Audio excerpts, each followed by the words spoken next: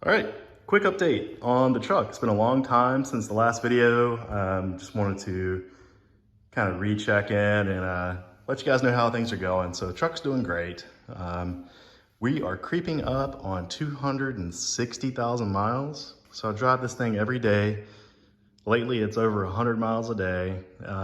Yeah, I'm feeling the burn on the fuel prices, but it's not going to be a daily driver forever. I'm going to get a little gas sipper piece of junk just to whip around. But yeah, things are going great. I mean, it's using no oil at all. Just for kicks and giggles, I had an oil analysis report done again, and I mean, it's like pretty much pristine, like no copper, no tin. The engine's in great shape. Shift's perfect, transmission's great, but it's getting on up there in age. Anything can happen.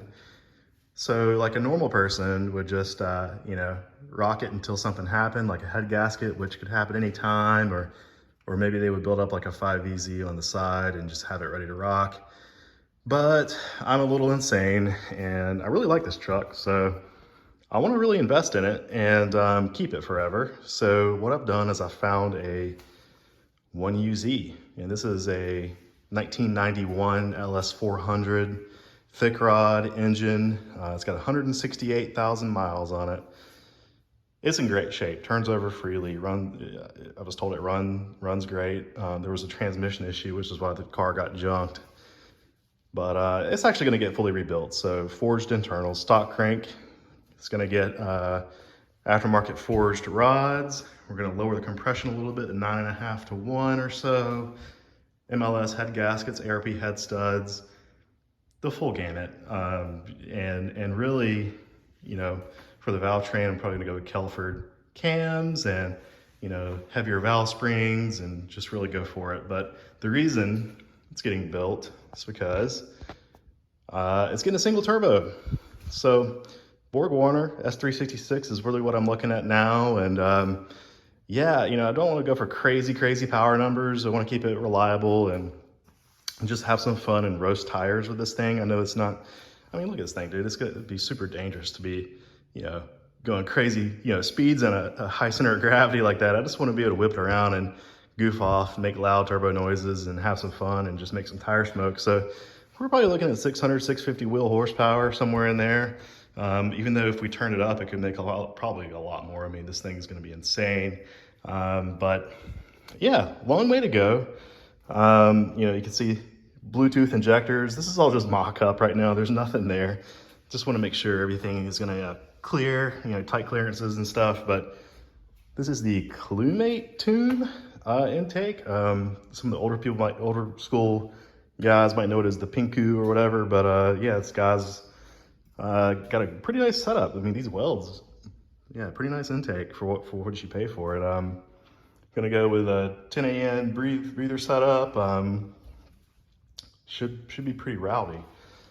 So as we come over here, I'll give you a better look at like what I'm planning. So planning, turbocharger tucked as closely up front as possible, with the hot side leading up to it, and like just keeping it as like, it's going to be gnarly, but it's going to be as stock looking as possible. I want to delete all this ABS junk and have the downpipe potentially go down and, exit like normal.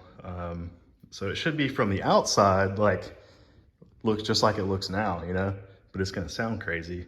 Over here, there's a lot more stuff going on.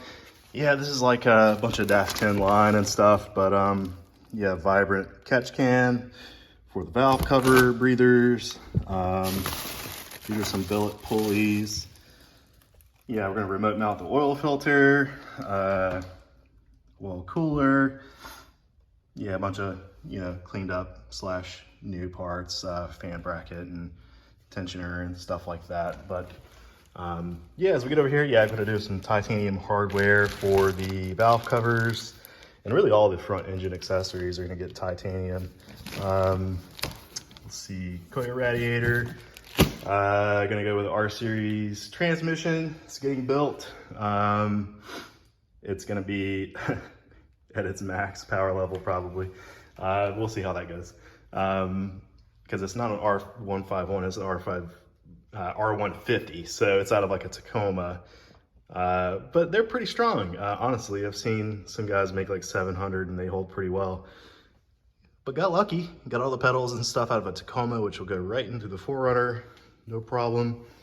But yeah, for engine management, gonna use Megasport 3, coil on plug. Should be pretty straightforward. I know that sounds insane because it's not straightforward, but Brandon McCree over at Rock Rash Performance in Sanford, North Carolina, is like a 1UZ magician, right? The guy has put a 1UZ in a 3rd gen 4Runner before, right? And he knows exactly like the oil pan setup to use. Like if you use a 4th gen 4Runner oil pan, pickup tube, all that good stuff, like it'll drop right into this truck with an IFS, no problem.